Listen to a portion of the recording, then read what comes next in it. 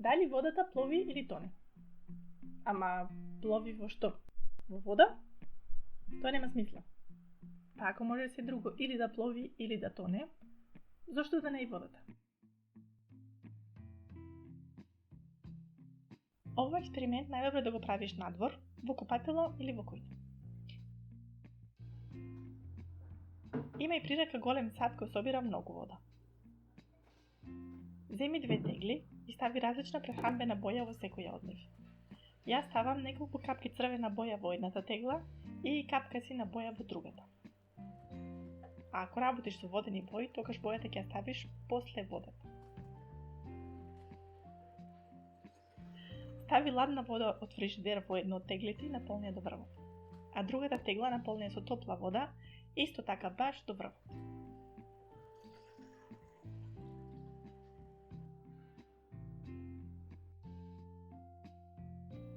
Земи едно од пршињата пластифицирана хартија или тетрапак и стави го врз теглата со топла вода.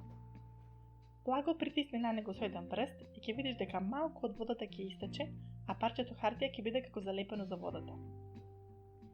Земи ја теглата, стави ја точно над големиот сад, земи воздух. Ако доволно брзо ја превртиш теглата, водата нема да истече. Сега стави ја теглата со топла вода врз теглата со ладна вода и извади го парчето хартија. Што мислиш дека ќе се случи? Дали ќе се измеша топлата со ладната вода?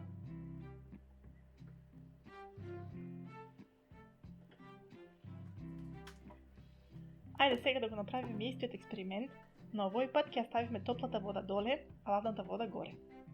Правиме исто како претходно, прехранбена боја во двете тегли, ладна вода во едната, топла во другата, но овој пат ќе ја превртиме теглата со ладна вода. А кога сме веќе кај превртувањето, тоа можеш да го вежбаш повеќе пати пред да почнеш со правење на експериментот, за да бидеш сигурен дека секогаш функционира.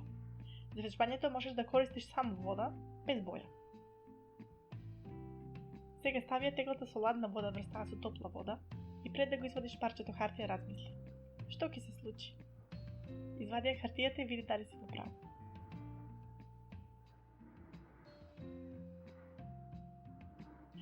Размисли што знаеш за нештата кои пловат и тонат и како може тоа да ти помогне да го објасниш овој експеримент.